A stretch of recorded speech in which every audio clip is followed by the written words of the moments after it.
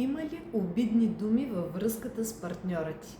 Може да не се случва всеки ден, но ако се появяват грозни думи, сравнения, подценяване и обобщени реплики от типа "Вие жените сте еди си какви" или пък "Всички мъже са такива и такива", това със сигурност не може да бъде част от вашата любов.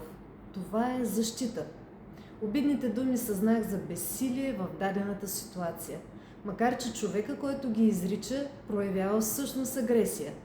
Това е механизъм, обикновено запаметен от детските години, при който, ако се усетиш нечут, неразбран или объркан, трябва да се защитиш, като нападнеш.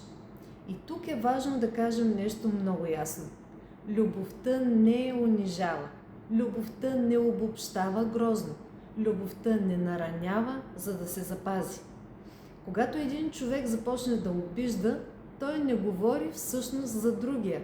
Той показва своята вътрешна битка. Но това не означава, че трябва да го приемаме. Адекватното отношение не е нито мълчание, нито контратака. Адекватното отношение е граница. Да можеш спокойно да кажеш: "Не приемам да ми говориш така." Или, ако ще продължим разговора, трябва да е с уважение. И то не за да накажем човек, а за да защитим себе си и връзката си.